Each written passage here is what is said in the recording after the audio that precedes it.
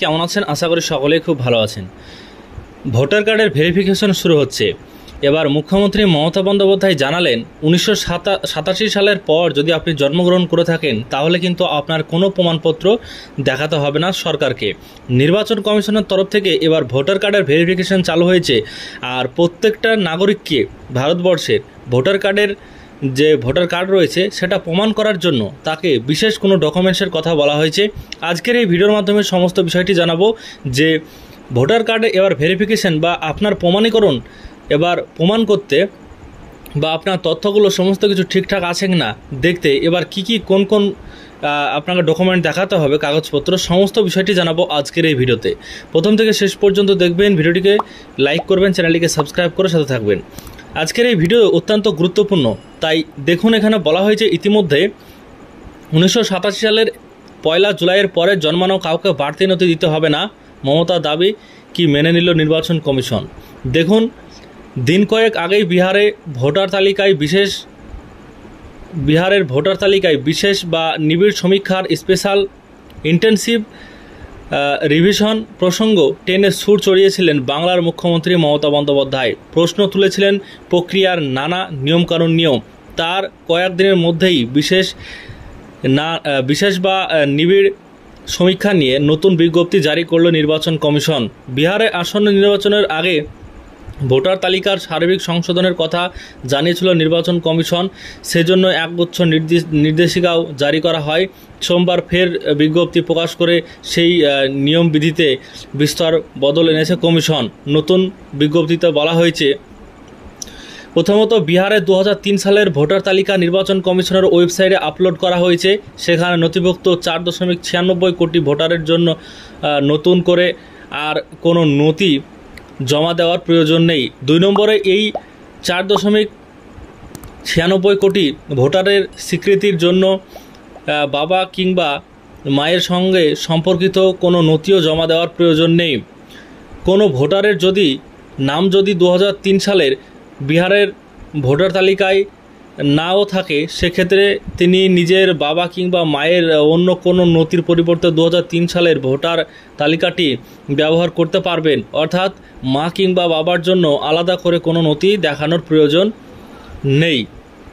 4 নম্বরে বলা হয়েছে, অর্থাৎ এখন মোট ভোটারদের প্রায় 60%কে কোনো নথি জমা দিতে হবে না। শুধু 2003 সালের ভোটার তালিকা থেকে বিবরণ যাচাই করে আবেদন বা গণনা ফর্ম জমা দিতে হবে। প্রসঙ্গত, সামনেই বিহারের বিধানসভা নির্বাচন। তার আগে জাল ভোটার রুখতে সম্প্রতি ভোটার তালিকায় পরিমার্জনের কাজে হাত দিয়েছিল নির্বাচন কমিশন জানায়, ওই রাজ্যে 2003 সালে ভোটার তালিকার যে বিশেষ সংশোধন হয়েছিল সেই সময় ভোটার সংখ্যা ছিল 4.96 কোটি। আর বিহারে এই মুহূর্তে 7,89,59,844 জন ভোটার রয়েছেন। এদের প্রত্যেকের বাড়ি বাড়ি গিয়ে একটি অনুমারেশন ফর্ম দেওয়া হচ্ছে। মানে একটা ফর্ম বাড়ি বাড়ি গিয়ে এই বিহারে দেওয়া হচ্ছে, যেখানে 7,89,59,444 জন ভোটার রয়েছে এই বিহারে। এবং সেখানে একটা অনুমারেশন ফর্ম বলে একটা ফর্ম, সে ফর্মটা সেখানে দেওয়া হচ্ছে এবং সেটাকে ফিল আপ করতে হচ্ছে। কমিশন জানায়, যাদের নাম পুরনো তালিকায় রয়েছে তাদের শুধু ফর্মটি পূরণ করে জমা দিলেই হবে। আলাদা করে অতিরিক্ত নথি দেওয়ার কোনো প্রয়োজন নেই। কিন্তু যারা নতুন তাদের ডিক্লারেশন ফর্মের সঙ্গে নাগরিকত্বের প্রমাণস্বরূপ বাড়তি নথি জমা দিতে হবে। এছাড়াও বলা হয়েছে, কমিশনের তরফে জানানো হয়, যেসব ভোটার 1987 সালের 1 জুলাইয়ের আগে জন্মগ্রহণ করেছেন তাদের জন্ম তারিখ অথবা জন্মস্থানের সপক্ষে তালিকায় উল্লিখিত 11টি নথির মধ্যে যে কোনো একটি জমা দিতে হবে। তারপর দেখুন, বলা হয়েছে 1987 সালের 1 জুলাই থেকে 2004 সালের 2 ডিসেম্বরের মধ্যে যাদের জন্ম তাদের জন্ম তারিখ অথবা জন্মস্থানের প্রমাণস্বরূপ একটি নথি এবং তাদের বাবা কিংবা মায়ের জন্ম তারিখ অথবা জন্মস্থানের প্রমাণ রয়েছে এমন একটি নথি জমা দিতে হবে। যেসব ভোটার 2 ডিসেম্বর সালের তারিখের পরে জন্মগ্রহণ করেছেন তাদের ক্ষেত্রে নিজের জন্ম তারিখ ও জন্মস্থানের প্রমাণ হিসেবে যে কোনো নথি, একটি নথি কিন্তু, এবং বাবা মায়ের জন্ম তারিখ ও জন্মস্থান প্রমাণের নথি জমা দিতে হবে। যদি কারো বাবা কিংবা মা ভারতীয় না হন সেক্ষেত্রে তার পাসপোর্ট ও সন্তান জন্মের সময়কার ভিসার কপি জমা দিতে হবে। এরপরে কমিশনের পদক্ষেপ নিয়ে আপত্তি তোলেন মমতা। দাবি করেন বিহার বাহানা কমিশনের আসল নিশানা বাংলা।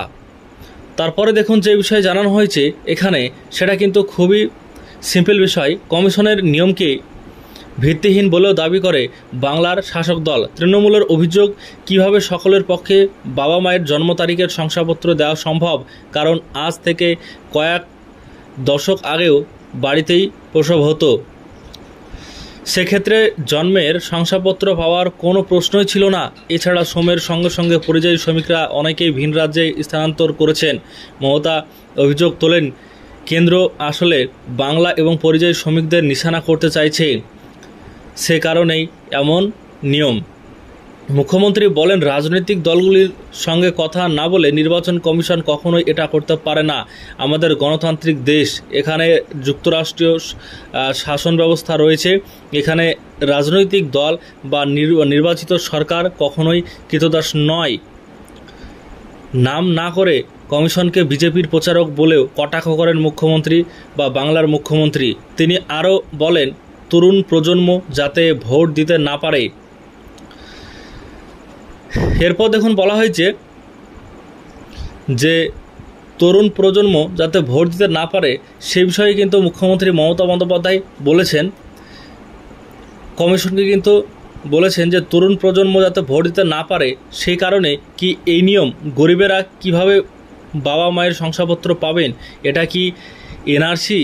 এইভাবে দেশে এনআরসি চালু করার চেষ্টা হচ্ছে কি? ঘটনাচক্রে এদিন কয়েকের মাথায় পুরনো নির্দেশিকা প্রত্যাহার করে নতুন নির্দেশিকা প্রকাশ করল কমিশন। নির্বাচন কমিশনের নতুন বিজ্ঞপ্তি প্রসঙ্গে তৃণমূলের মুখপাত্র কুণাল ঘোষ বলেন, মমতা বন্দ্যোপাধ্যায় এ নিয়ে প্রথম আওয়াজ তুলেছিলেন। অবশেষে তার চাপে কমিশনকে নির্দেশিকা প্রত্যাহার করে নতুন নির্দেশিকা জারি করতে হলো। মানুষের মৌলিক অধিকার সুরক্ষিত রাখতে বারংবার মমতাদি বেড়ালের গলায় ঘণ্টা বাঁধার কাজটা করে চলেছেন।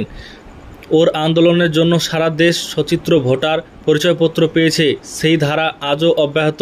যদিও তৃণমূলের রাজ্যসভার দলনেতা ডেরেক ও ব্রায়েনের গলায় শোনা গিয়েছে ভিন্ন সুর।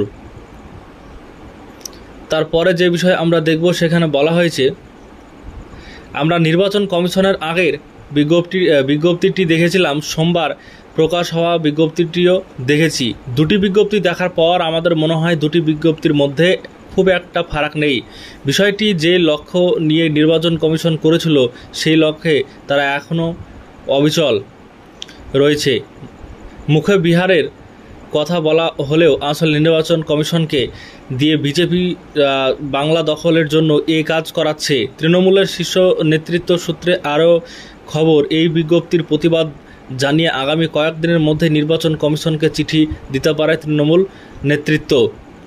তো বন্ধুরা দেখুন, বলা হয়েছে যে মুখ্যমন্ত্রী মমতা বন্দ্যোপাধ্যায় জানিয়েছেন 1987 সালের পর যদি আপনার জন্ম হয় তাহলে আপনার কোনো জন্মর আপনাকে প্রমাণ করার জন্য কোনো নথিপত্র লাগবে না। কিন্তু নির্বাচন কমিশন বলছেন যে কোনো 10টা প্রমাণপত্রের মধ্যে কোনো একটা প্রমাণপত্র আপনাকে দেখাতে হবে, অথবা বাবা মায়ের যদি আপনার না থেকে থাকে সেক্ষেত্রে বাবা মায়ের কিন্তু কোনো না কোনো ডকুমেন্টস দেখাতে হবে। এবার কথা হচ্ছে, অনেকেরই পরিযায়ী শ্রমিক রয়েছে বা অনেকের হয়তো এখনও পর্যন্ত কাগজপত্র তৈরি হয়নি। এর জন্য তারা কি করবে? সবই কিন্তু নির্বাচন কমিশন থেকে জানানো হয়েছে যে ডকুমেন্টস কিন্তু দেখাতে হবে, নইলে হবে না। আজকের এই ভিডিওর মাধ্যমে সম্পূর্ণ বিষয়টি আপনার সাথে তুলে ধরলাম। আপনারা অবশ্যই কমেন্ট করে জানাবেন যে ভোটার কার্ডের যে ভেরিফিকেশন এটা কতটা ভালো হচ্ছে সাধারণ মানুষের জন্য এবং কতটা খারাপ হচ্ছে। সবাই ভালো থাকবেন, সুস্থ থাকবেন, চ্যানেলটিকে সাবস্ক্রাইব করে পাশে থাকবেন।